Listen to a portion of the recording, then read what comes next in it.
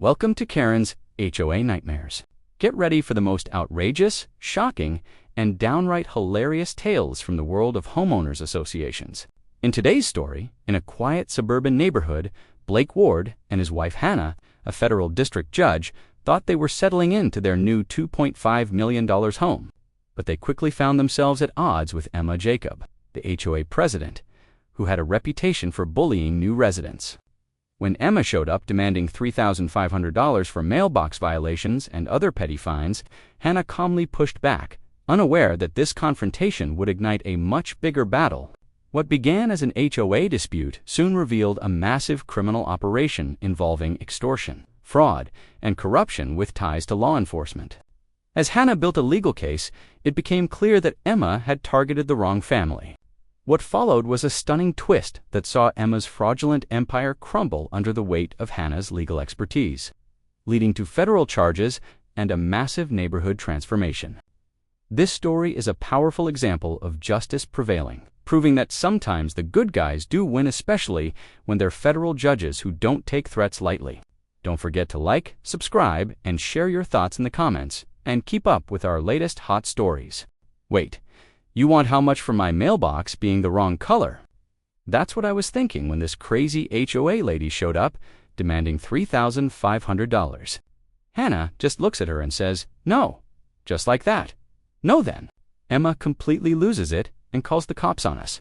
I'm freaking out, but when the officer arrives and sees my wife, his face goes completely pale.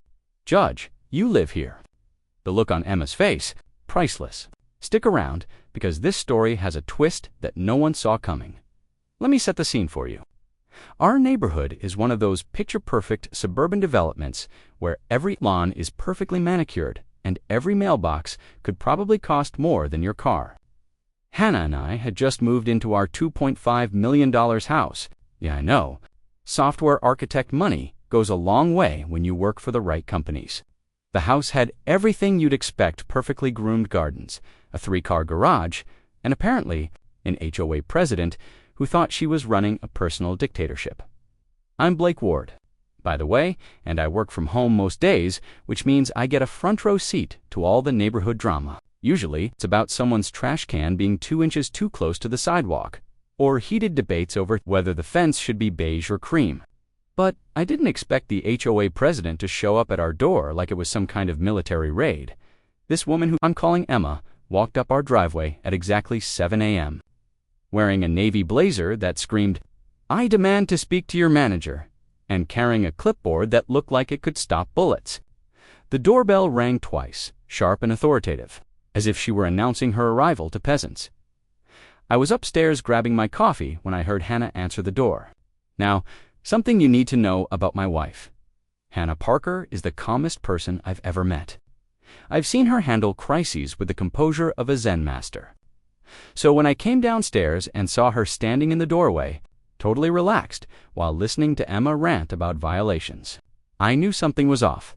"I'm Emma Jacob, president of the Meadowbrook Heights Homeowners Association," she said like she was, announcing herself as the Queen of England.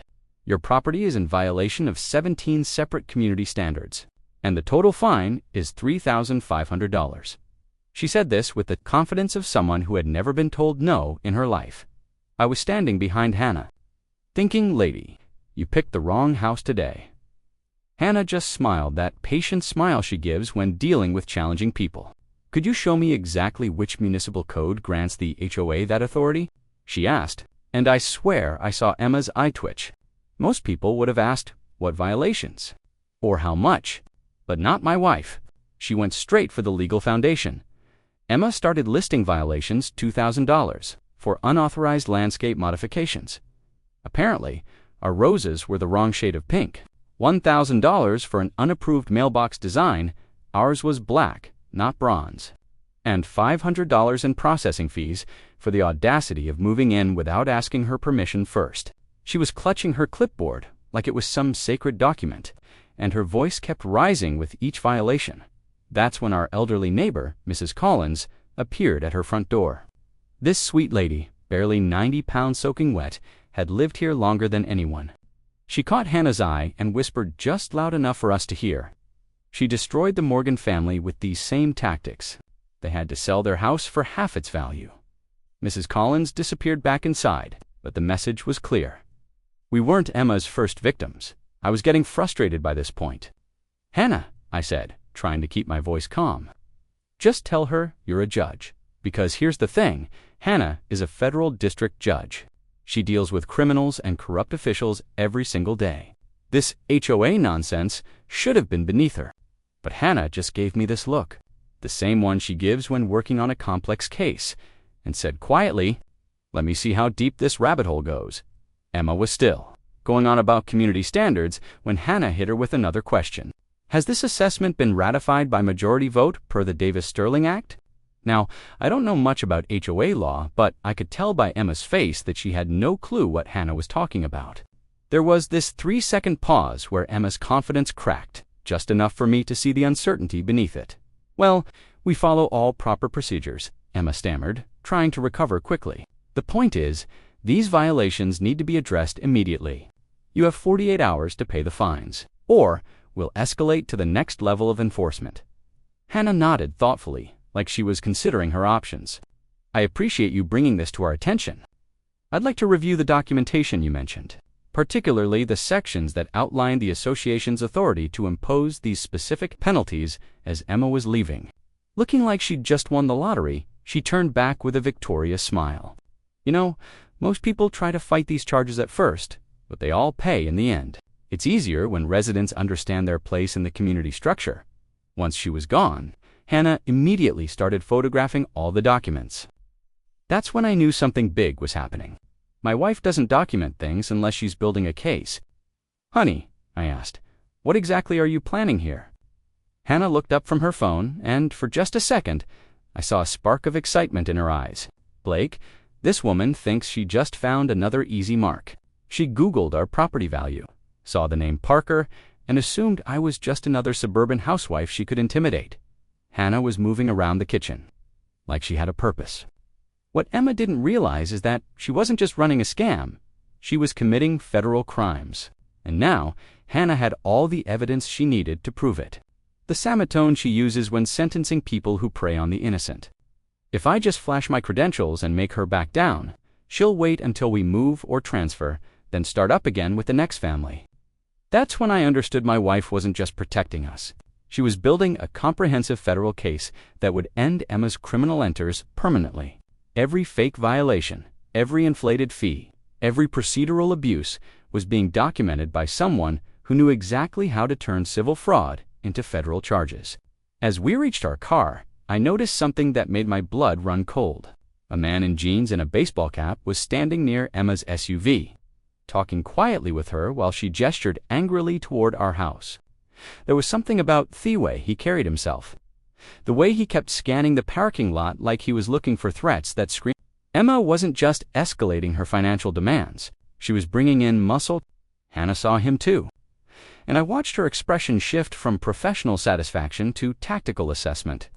"It's about to get more interesting," she said quietly, but I could hear the anticipation in her voice. As we drove home, I couldn't shake the feeling that Emma's desperation was about to turn this civil dispute into something much more. Who was this man? And what does Emma have planned that requires enforcement? Monday morning brought a phone call that turned our HOA drama into something much darker, and suddenly I understood why my wife had been so methodical about building her case. I'm working from my home office when I hear Hannah talking to someone in her study, her voice carrying that formal tone she uses for serious federal business. The caller was speaking loud enough for me to catch fragments through the wall. "Ma'am, what you've uncovered goes way beyond HOA fraud. We're looking at systematic targeting of vulnerable populations." I watched Hannah's face go poly as she listened, her grip tightening on the phone. When she hung up, Hannah sat quietly for a moment before turning to me with mixed professional excitement and genuine concern. Blake, the state investigatorist, just confirmed what I suspected. Emma's not running some petty neighborhood scam. She's part of a criminal network that's been systematically defrauding homeowners across 3 counties. That's when the real scope became clear, and honestly, it was terrifying. Emma's operation involved corrupt city officials manufacturing building code of crooked contractors providing inflated estimates, and dirty cops intimidating victims into paying greater than fighting back. This wasn't just about our mailbox color anymore. This was organized crime with official. If you think my wife is playing four-dimensional chess while Emma's playing checkers, drop Hannah knows in the comments because you are about to see exactly how right you are. Tuesday afternoon, Emma escalated with reinforcements that proved Hannah's point. The fee had grown to $205,000 for municipal violations that didn't exist, $4,000 in expedited addressing fees for fabricated problems, and $3,000 in legal enforcement costs for being extorted by criminals in official positions. But what made this visit terrifying was Detective Morrison. FEMA men, I saw him. I understood we weren't dealing with some angry HOA president anymore. This was organized crime with law enforcement protection, the kind of systematic corruption that destroys communities. Morrison looked exactly like what he was, a dirty cop who'd sold his badge for gambling money. Mrs. Parker, Morrison announced, standing on our porch like he owned it. I've received reports of harassment directed toward community officials.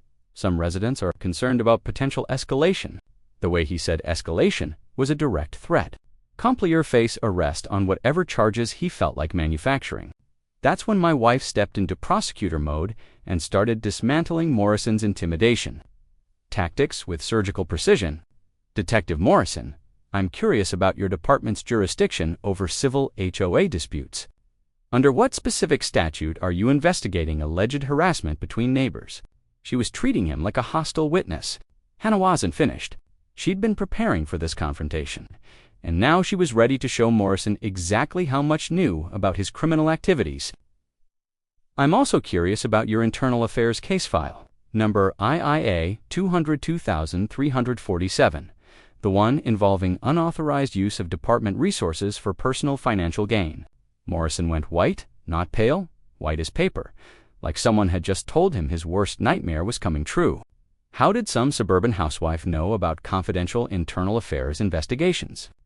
Why was she mentioning specific case numbers, like she had access to law enforcement files that should have been classified?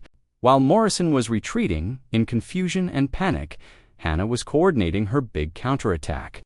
She filed formal complaints with the state HOA Oversight Board and City Ethics Committee, creating official documentation that would force investigations into Emma's entire operation.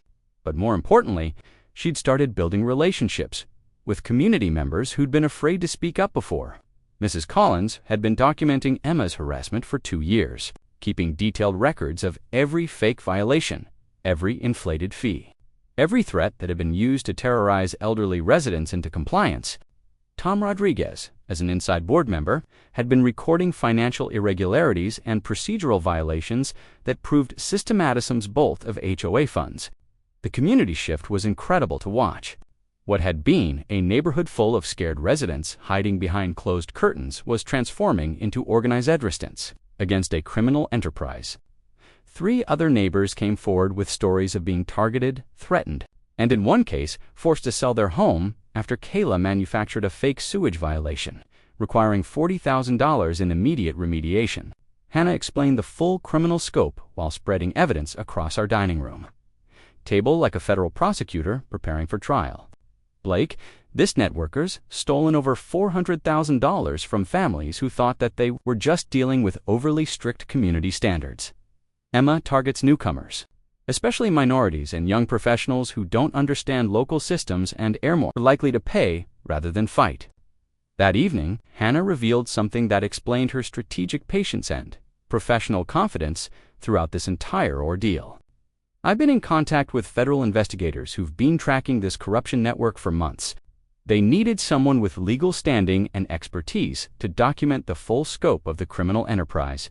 When Emma targeted us, she handed the FBI everything they needed to build a comprehensive RICO case. The other thing Morrison had panicked about wasn't just his gambling debts or his assistance with Emma's current scam. He'd been falsifying police reports to justify property seizures, providing official law enforcement cover for organized theft, and using his badge to intimidate federal crime victims. These were federal felonies that carried serious prison time, and Hannah had been documenting his involvement since their first confrontation. Wednesday brought news that made even my unflappable wife look concerned. The state investigators called back with information about the scope of Morrison's corruption that went beyond anything we'd imagined. He wasn't just helping Emma with intimidation tactics. He'd been providing false sepulus reports to justify foreclosure proceedings, witness intimidation to silence victims who tried to fight vacant official cover for property seizures that funded the entire criminal network. "Blake, this case just became much more osorious," Hannah said, after hanging up with the investigators. "Morrison's not just a corrupt cop taking bribes. He's a key player in a criminal enterprise that's been destroying families for years. The federal charges he's facing cooled put him away for decades, which means he's desperate enough to do anything to protect himself." That night, I watched my wife prepare for what she knew would be Emma's final, most dangerous escalation. Hannah had been expecting this progression from the beginning, understanding that desperate criminals make increasingly reckless decisions when their operations are threatened by superior legal knowledge and federal investigation. The evidence files Hannah had assembled were comprehensive enough to prosecute a small army of criminals, financial word cords showing systematic embezzlement, recorded conversations proving conspiracy, documentation of fake violations used to justify property theft, and witness testimony from dozens of victims who'd been too intimidated to fight back until now. "Everything changes tomorrow," Hannah told me, reviewing her case files with the satisfaction of a prosecutor who'd built an airtight federal case. "Emma's going to make her final mistake, and when she does, Officer Rodriguez is going to trigger the federal response that ends this criminal enterprise forever." As we prepared for bed, I realized my wife had been playing a game with stakes much higher than HOA violations and neighborhood disputes. She'd been building the foundation for federal prosecutions that would restore justice to every family victimized by this network, using Emma's own arrogance and escalation as evidence for charges that would put the entire criminal enterprise away for decades. State investigators called Hannah back with urgent news.mam. "What you've uncovered, this goes way beyond fraud."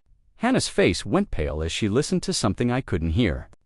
"What did the state investigators discover that makes even a federal judge look terrified?" The answer would determine whether tomorrow's confrontation would end Emma's criminal career or escalate into something even more dangerous than any of us had imagined. Detective Morrison's panic adretriate should have been Emma's first warning that she was in over her head. But desperate people rarely make smart decisions. The next day, Morrison was back.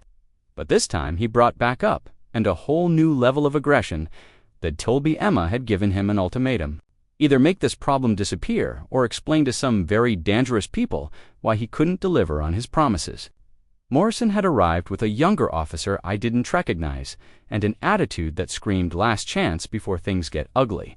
"Mrs. Parker," Morrison announced, standing on our porch like he owned it.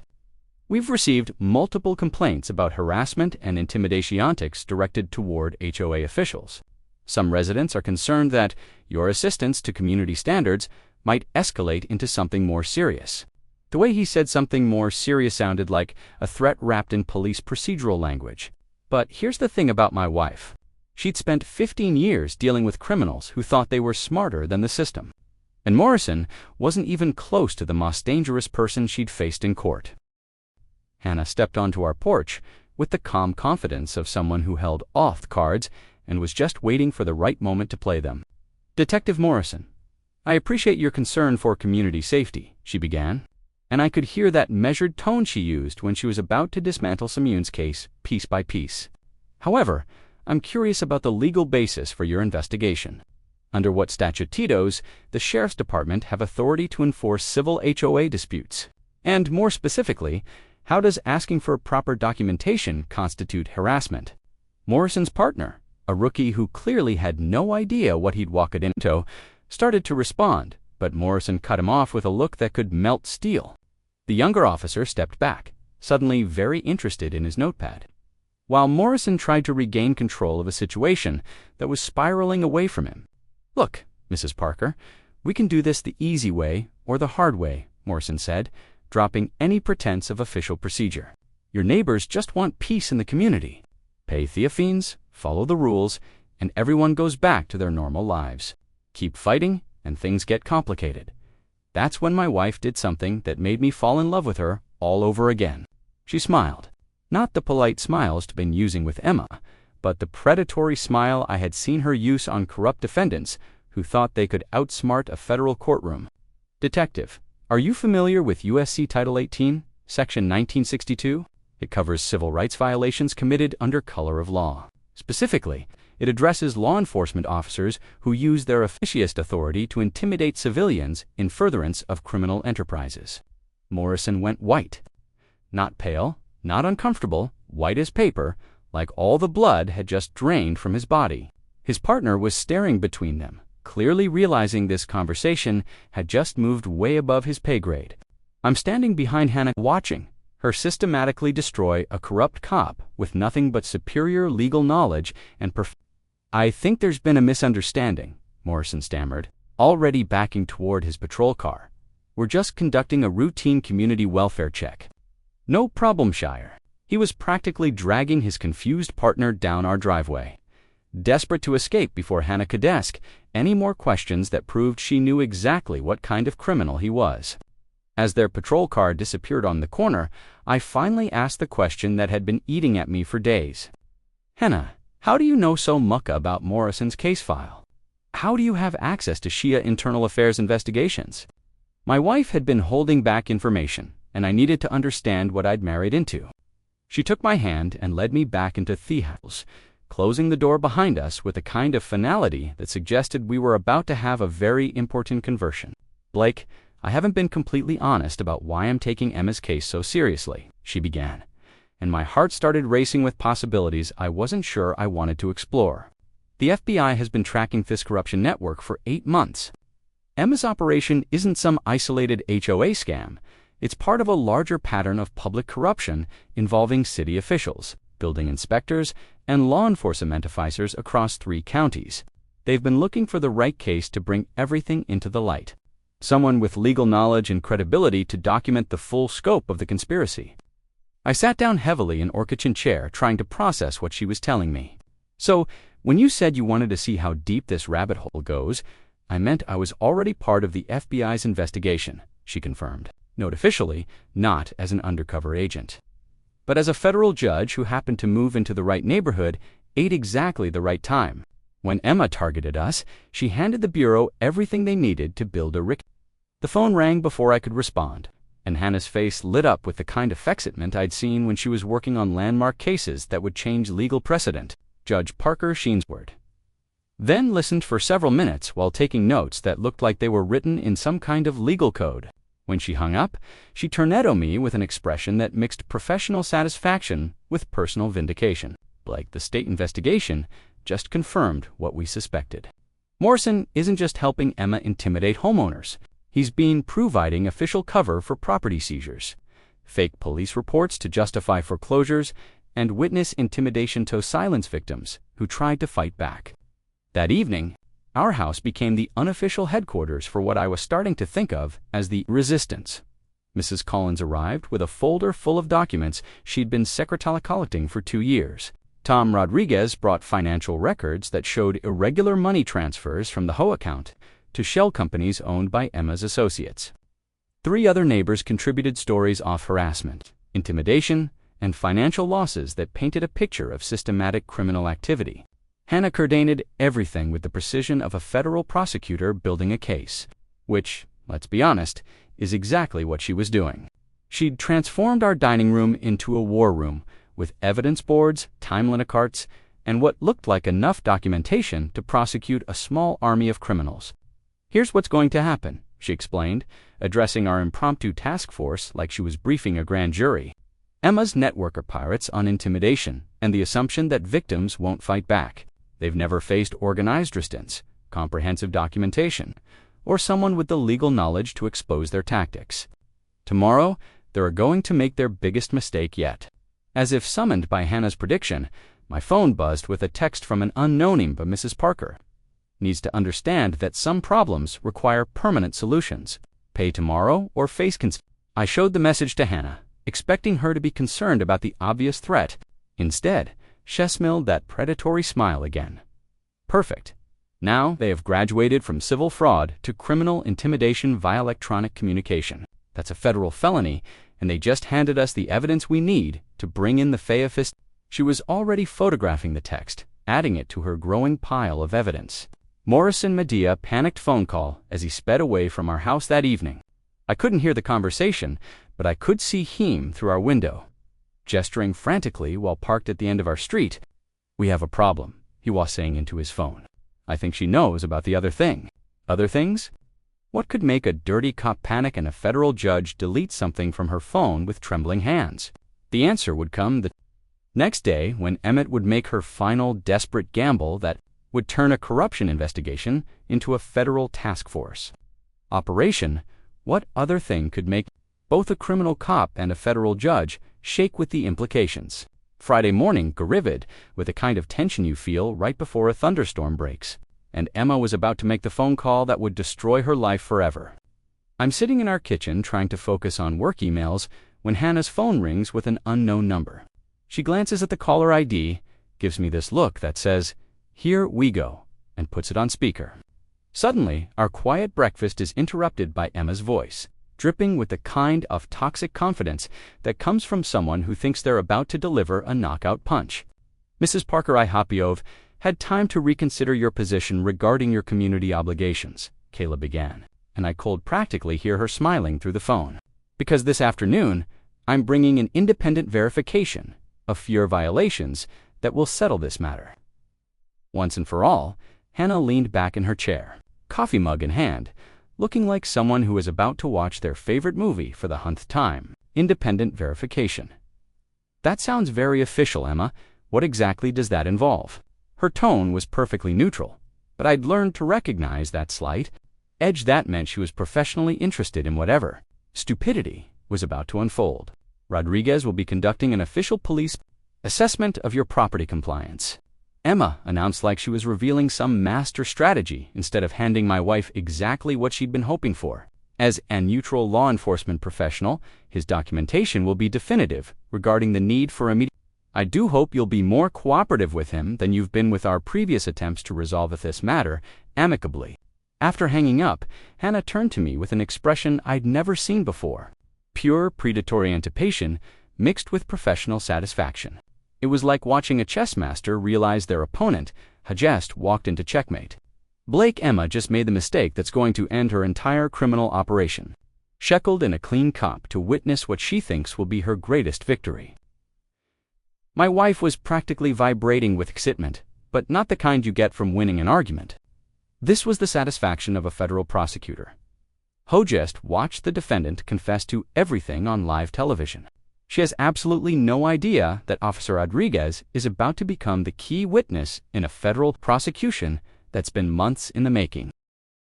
The Community Riparian had been incredible to watch over the past week. What started as a neighborhood full of scared residents shitting behind closed curtains had transformed into something that looked like organized resistance against a enterprise. Mrs. Collins had positioned herself strategically on her front porch where she'd had a clear view of everything that was about to happen. Tom Rodriguez was washing his car in his driveway, close enough to hear every word while maintaining plausible deniability about eavesdropping on official police business. 3 other neighbors had found reasons to work in their front yards, creating an audience that Emma probably thought was their toughness, her authority being validated by law enforcement. What she didn't realize was that these people were positioning themselves to document federal crimes for prosecutors who'd been building a case against her network for months. Hannah spent the afternoon preparing like she was getting ready for the most important performance of her legal career, which, in many ways, she was. She'd laid out all her documentation in perfect order, confirmed that FBI surveillance teams were positioned throughout the neighborhood, and made sure I understood exactly what was about to happen and why it would change everything. "When Rodriguez arrives, he's going to expect a routine civil dispute," she explained, reviewing her evidence files one final time. "Emma will present her fake violations, demand immediate compliance, and expect me to cave under pressure from official law enforcement presence. Instead, she's going to encounter a federal judge who spent 2 weeks building an airtight criminal case against her entire network."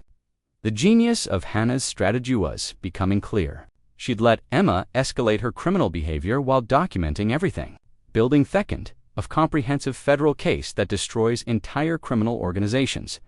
Every fake violation, every corrupt official, every intimidation tactic had been recorded and prepared for prosecution by someone who knew exactly how to turn civil fraud into federal charges. Around 3 o'clock, the circus began arriving in our neighborhood.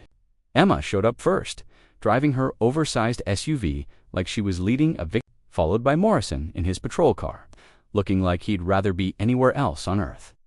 Behind them, came a van full of what appeared to be witnesses, probably more members of her network, ready to provide false testimony about our supposed violations. But the real show was happening among the legitimate neighbors. Mrs. Kalinshad had taken up her position with military precision, armed with a notebook and what looked like recording equipment. Tom Rodriguez had strategically positioned himself where he could intervene if necessary while maintaining his cover as a concerned board member. The other residents were creating a perimeter of witnesses that would make it impossible for Emma to claim later that events had happened differently than they actually did. Morrison looked increasingly nervous as he surveyed the neighborhood, probably realizing that his usual intimidation tactics weren't going to work with this many witnesses present.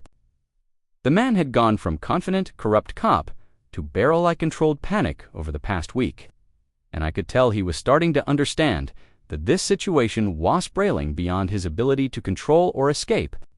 Hannah watched the preparations from our front window with calm satisfaction of a general who'd spent months planning a battle and was now watching enemy forces march directly into the trap. Blake, everything that happens in the next hour has been inevitable since the moment Emma decided to threaten a federal judge. She just didn't know it yet. That's when Officer Rodriguez's patrol car turned onto our street and the atmosphere shifted from anticipation to electric tension. This was the moment everything had been building toward: clean law enforcement meeting, corrupt criminals, federal authority confronting organized fraud, and justice finally arriving for victims who'd been waiting years for someone to take their cases seriously. Hannah took a deep breath that seemed to contain 2 weeks of preparation, months of federal coordination, and years of experience prosecuting criminals who thought they were too smart to get caught. "Here we go," she said quietly, straightening her shoulders with the kind of dignity that comes from knowing you're about to deliver justice to people who desperately deserve it. Emma was positioning herself like a prosecutor, presenting evidence to a jury, clearly expecting Rodriguez to validate her authority and force us into compliance. Morrison was providing what he thought was intimidating law enforcement backup. The fake witnesses were preparing to lie under oath to support a criminal conspiracy. None of them had any idea that they were about to participate in the kind of federal law enforcement operation that makes headlines and destroys criminal enterprises. Officer Rodriguez was approaching our house with the professional demeanor of a cop who thought he was mediating a simple civil dispute between neighbors. What he was actually about to do was trigger the biggest federal prosecution this county had seen in decades. All because Emma had been too arrogant to research her targets before trying to scam them. As Rodriguez walked up our driveway, Hannah whispered to me with absolute certainty, "When he sees me, everything changes forever." I was confused by her confidence, but watching her prepare for this moment, I understood that she wasn't guessing about what would happen next. She knew exactly how Rodriguez would react, exactly what his recognition would trigger, and exactly how Emma's world was about to end. Why was Hannah so certain that this one officer would change everything? The answer was about making Emma Jacob wish she'd never heard our names, never seen our house, and never decided that threatening a federal judge was a smart way to solve her financial problems. The biggest shock of her criminal career was about to happen in the next 5 minutes, the moment Officer Rodriguez stepped out of his patrol car. I knew this was going to be the biggest mistake of Emma's criminal career. Emma was standing in our driveway like she was directing her own victory parade, clipboard in hand, surrounded by her fake witnesses. Morrison lurking behind her with that corrupt cop swagger. She'd set up this wall production to look like official law enforcement backing her threats. The woman was practically glowing with anticipation, certain that public humiliation would finally break my wife's resistance, like it had broken so many other families before us.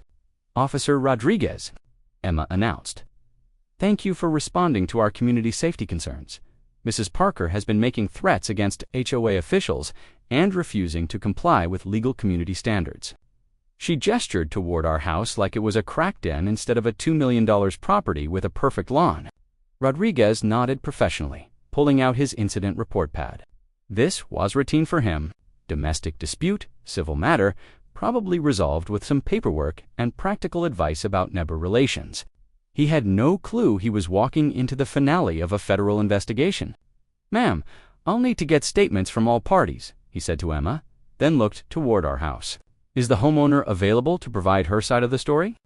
That's when Hannah opened our front door and stepped onto the porch. She was wearing casual clothes, holding a coffee mug, looking like any suburban housewife on a Saturday morning.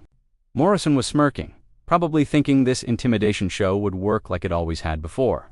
Rodriguez approached with his notepad ready, probably expecting some stressed homeowner who'd break down and agree to pay rather than deal with police. Instead, he found himself face to face with someone who would change his entire understanding of walked into. The recognition didn't happen instantly. It built like a slow earthquake. Rodriguez looked at Hannah Totek, her statement, and something about her face triggered a memory. His pen stopped moving across the notepad. His head tilted slightly, like he was trying to place where he knew her from. Then his eyes widened as the pieces clicked into place.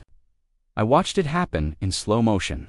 Rodriguez's notepad slipped from his fingers and clattered on thickened. His hand moved instinctively to his hat, removing it in that automatic gesture of respect he'd learned from years of courtroom appearances. His mouth opened, then closed, then opened again as he struggled to find words for something completely unprecedented. "Wait," he said, and his voice cracked with disbelief. He took a step back, staring at Hannah like he'd just seen a ghost. The professional composure that had carried him through the thousands of police calls evaporated as he processed what he was looking at. "Judge, you live here." The words exploded out of him loud enough for the entire neighborhood to hear. Pure shock, complete disbelief, the kind of recognition that changes everything in an instant. Rodriguez stood there, frozen, hat in hand, staring at my wife like she'd just materialized from another dimension. Emma's face went through every stage of grief in about 3 seconds. "Judge," she repeated, confusion turning to horror. "What judge? She's just a homeowner." But even as she protested, I could see reality crushing her delusions of control. Rodriguez found his voice and his training simultaneously. "Ma'am, this is Federal District Judge Hannah Parker. I've testified in her courtroom dozens of times. She handles major federal prosecutions." Each word was another nail in Emma's coffin. Morrison looked like he was having a cardiac event. He understood immediately what this meant. He'd been caught threatening a federal judge on camera with witnesses. His entire corrupt career was about Tobcom Exhibit A in a federal prosecution. Hannah stepped forward with judicial authority that transformed our front porch into an unofficial courtroom. "Officer Rodriguez, I believe this situation requires federal coordination. I've documented evidence of criminal conspiracy, wire fraud, and civil rights violations under color of law." She handed Rodriguez a folder that contained 2 weeks of meticulous evidence gathering. "Detective Morrison has been using his official authority to intimidate residents in furtherance of a criminal enterprise. Miss Jacob has been operating a fraud scheme that's stolen hundreds of thousands of dollars from victims across multiple counties." Rodriguez opened the folder, and I watched his expression shift from shock to professional determination as he realized he was holding evidence in a major federal case. "Your Honor, should I contact the FBI field office immediately?" That's when Emma's world completely imploded. She'd spent 8 years thinking she was untouchable, protected by corrupt officials and community apathy. Now she was staring at a federal judge who'd been building a criminal case against her, backed up by FBI surveillance that had been documenting her every move. "I didn't know," Emma screamed, desperation replacing arrogance. "I was just enforcing comedy standards. I didn't know she was anyone important." But her protests only made everything worse. She was admitting to treating people differently based on their perceived status, which was exactly the kind of civil rights violation that federal judges take very seriously. Morrison was already backing toward his patrol car, but federal agents were emerging from unmarked vehicles positioned throughout Denny Border. There was nowhere to run, nowhere to hide, and no way to undo the federal crimes they'd committed against the wrong target. "Miss Jacob," Agent Miller announced formally, approaching with handcuffs and Miranda warnings. "You're under arrest for conspiracy to commit wire fraud, money laundering, and civil rights violations. Detective Morrison, you're facing additional charges for civil rights violations under color of law." The neighborhood had filled with residents who'd been watching from their windows. finally brave enough to come outside now that Emma's reign of terror was ending. Mrs. Collins was crying with relief. Tom Rodriguez was documenting everything for the official record. 3 other families who had been victimized by Emma's scams were providing statements to federal agents. Hannah coordinated theftadural response with the same precision she used in her courtroom. She'd built this case from the ground up, turning Emma's own escalation and arrogance into evidence for federal charges that would put the entire criminal network away for decades.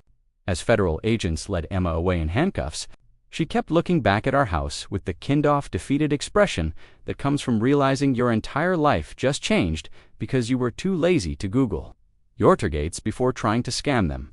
Rodriguez pulled me aside as the arrest operation continued around us. "Blake, your wife just handed us the biggest public corruption case this county has seen in 20 years, he said, shaking his head in amazement. "The evidence she collected is so comprehensive, so professionally documented, that the prosecution is basically guaranteed." Morrison's arrest was everything I'd hoped it would be. The man who tried to intimidate my wife with his badge was now facing federal charges for using his official authority to further criminal enterprise. He kept staring at Hannah like he still couldn't believe a simple HOA shakedown had turned into a federal investigation that would end his career and his freedom. If you felt that moment when Rodriguez's whole world just shifted and justice finally arrived for Emma's victims, drop "justice time" in the comments.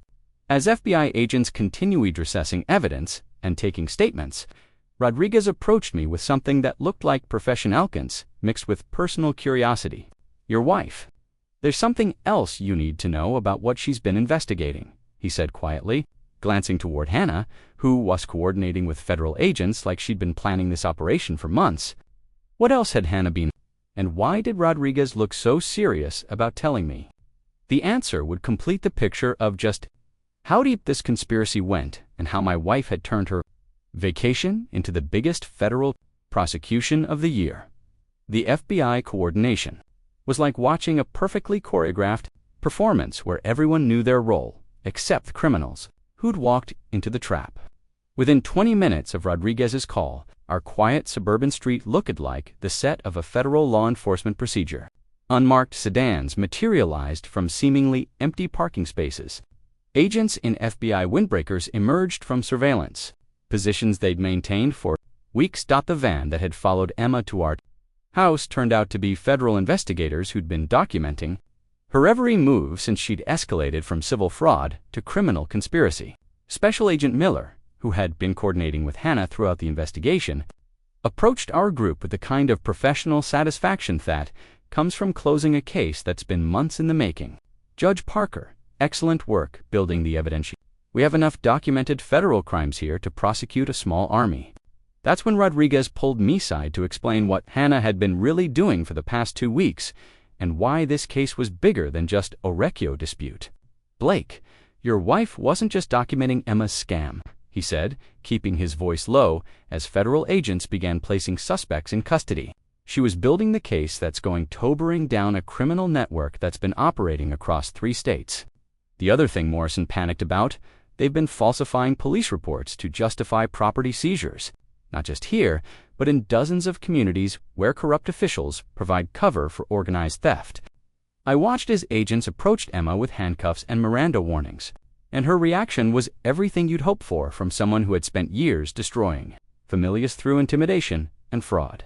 The arrogant confidence evaporated instantly, replaced by the kind of desperate panic that comes from realizing your entire life is about to change forever. "I was just following HOA procedures," she screamed, as if volume could somehow make her crimes disappear. "I didn't know she was anyone important. This is all a misunderstanding." The desperation in her voice was almost pitiful. If you could forget about all families she'd forced from their homes through systematic fraud and intimidation, Morrison's arrest was even more satisfying. The man who had tried to intimidate my wife with his badge was now facing federal charges for civil rights violations, conspiracy to commit fraud, and using his official authority to further criminal enterprises.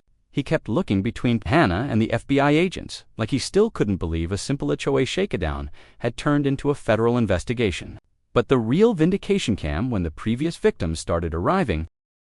The Morgan family, who'd been forced to sell their house after Emma manufactured fake sewage violations, showed up with documentation they'd been saving for years, hoping someone would eventually listen to their story. An elderly couple from 2 neighborhoods brought evidence of similar harassment that had cost them their retirement home. By evening, we had 12 families providing testimony that established a clear pattern of organized criminal activity.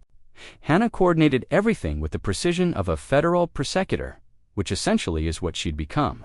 She'd built a RICO case from scratch, using Emma's arrogance and escalation as the foundation for federal charges that would put the entire network away for decades.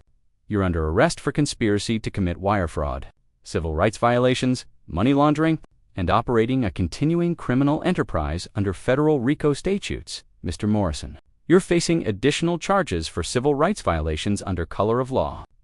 Debt charges were music to my ears. Wire fraud carries up to 20 years in federal prison. The RICO conspiracy could add another 20. Civil rights violations under color of law were federal felonious with serious mandatory minimums. Morrison was looking at spending the rest of his career behind bars, instead of behind a badge. As federal agents seized financial records, computers, and boxes of documents from Emma's house, the scope of her operation became clear. Shell companies are used to purchase 4K Lowe's properties. Kickback arrangements with contractors who provided inflated remediation estimates. Bank accounts containing hundreds of thousands of dollars were stolen from victims who'd been too intimidated to fight back. The community transformation was immediate and dramatic. Mrs. Collins, who had been afraid to leave her house for months, was suddenly organizing a neighborhood watch program. Tom Rodriguez was elected as interim HOPE president, with a mandate to completely restructure the association's governance. 3 families who had been considering Emma's harassment decided to stay and help build a genuinely welcoming community. But the personal satisfaction went deeper than just seeing criminals get arrested. Hannah had never used her judicial authority inappropriately. She'd built this entire case using the same legal knowledge and investigativisks. She'd beaten Emma's network, not through judicial privilege, but through superior preparation, strategic thinking, and the kind of patience that comes from understanding how the legal system really works. Like she said that evening as we watched federal agents finish processing the crime scene that had been our front yard. This is why I took the case so seriously. It was never about just protecting us. It was about stopping a criminal enterprise that had been destroying families for years. The final irony was perfect. Emma's laziness and arrogance, her failure to do basic research on her targets, had her to threaten the one person in the county with the knowledge, authority, and federal connections necessary to destroy her entire operation. She'd handed a federal judge all the evidence needed to prosecute her network, then escalated the situation until it became a federal case with mandatory minimum sentences. 6 months later, the consequences were everything we'd hoped for. Kayla pled guilty to federal racketeering charges and was sentenced to 18 years in federal prison. Morrison received 12 years for civil rights violations and conspiracy. Thekkerup city officials who provided cover for their operation were facing their own federal charges. Most importantly, the victims were receiving restitution from seized assets, and families who'd been forced from their homes were getting the justice they deserved. Our neighborhood transformed from a place ruled by fear and intimidation into the kind of community people actually want to live in. The new HOA focuses on genuine community building rather than manufactured violations. Property values have actually increased as word spread that this is a neighborhood where residents look out for each other rather than prey on each other. And I learned Thadde'd married someone who doesn't just believe in justice. She's willing to spend her vacation time making sure watching my wife systematically dismantle a criminal enterprise using nothing but legal knowledge and strategic patience was better than any action movie Hollywood has ever produced. Sometimes the good guys realo win, especially when they're federal judges who don't appreciate being threatened by small-time criminals with big-time arrogance. Emma Jacob picked the wrong house, threatened the wrong woman, and learned that federal justice is a lot more permanent than HOA violations.